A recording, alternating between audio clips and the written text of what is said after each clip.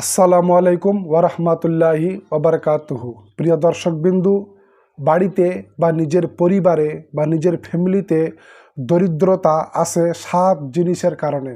7টা জিনিসের কারণে বাড়িতে দরিদ্রতা বা অভাব অনটন হয় বা আসে।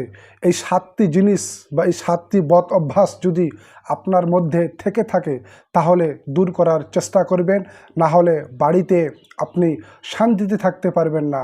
টাকা পয়সা ইনকাম করবেন, এদিক থেকে নিয়ে আসবেন, এদিক থেকে বের হয়ে যাবে। যদি এই 7টি কারণ আপনার মধ্যে থেকে থাকে তাহলে চলুন শুরু করি আর দেরি না করে। সেই 7টি কারণ কি? নাম্বার 1, তাড়াতাড়ি নামাজ পড়ার কারণে।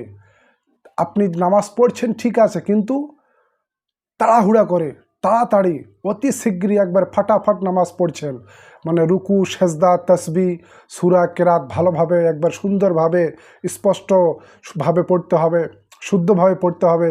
আপনি তা না করে তাড়াহুড়া করে, মনে হচ্ছে কেউ আপনাকে ডাকছে বা আপনি খুবই তাড়াহুড়াতে রয়েছেন, এরকম অবস্থায় যদি নামাজ পড়েন তাহলে আপনার নামাজ কোনো কামে আসবে না এবং আপনার বাড়িতে দরিদ্রতা আসবে, অভাব আসবে।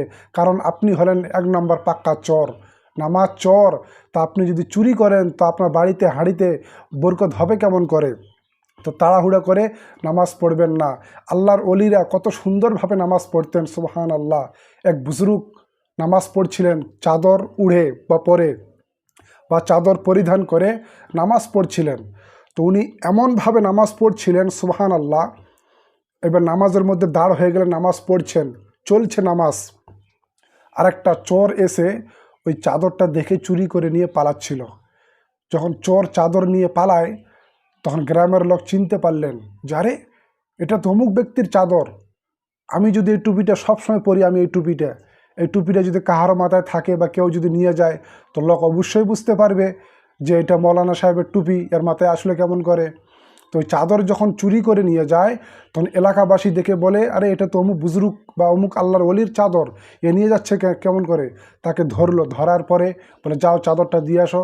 আবার ওই চোর কী করলো, এসে দেখছেন যে উনি নামাজ পড়ছেন, আবার ওনার মাথার মধ্যে বা শরীরের মধ্যে যেখান থেকে চাদর নিয়ে গেছিল শরীর থেকে ওইখানে আবার উড়িয়ে দিল বা রেখে দিল শরীরের মধ্যে বা মাথার মধ্যে চাদর।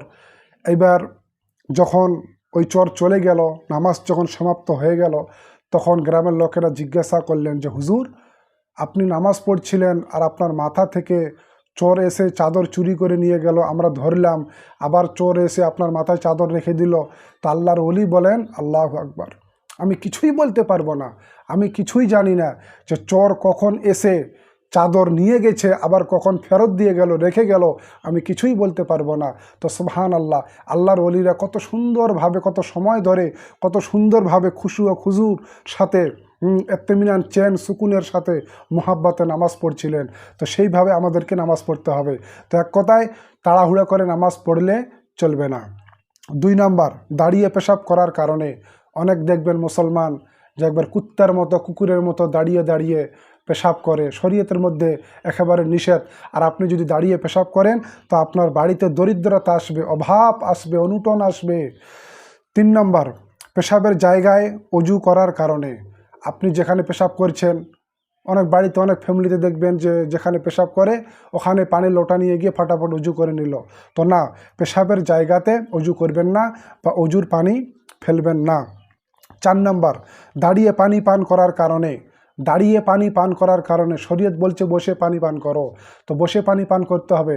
আর ডাক্তার, বড় বড় বৈজ্ঞানিক সায়েন্স বলছে যে আপনি যখন দাঁড় হয়ে পানি খাবেন তো ওই পানিটা ডাইরেক্ট, একেবারে যখন আপনি দাঁড় হয়ে পানি পান করবেন ওই পানি ডাইরেক্ট কোথায় যায়?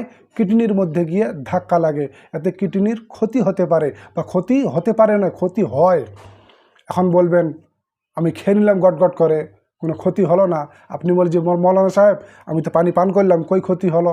না, ক্ষতি একে দিনে হয় না, একটু একটু একটু একটু একটু করে খায়। আপনি যদি একদিনের জন্য যদি আপনি দাঁড়িয়ে পান করেন, দাঁড়িয়ে পানি পান করেন তো একটু না একটু হলেও ক্ষতি হবেই।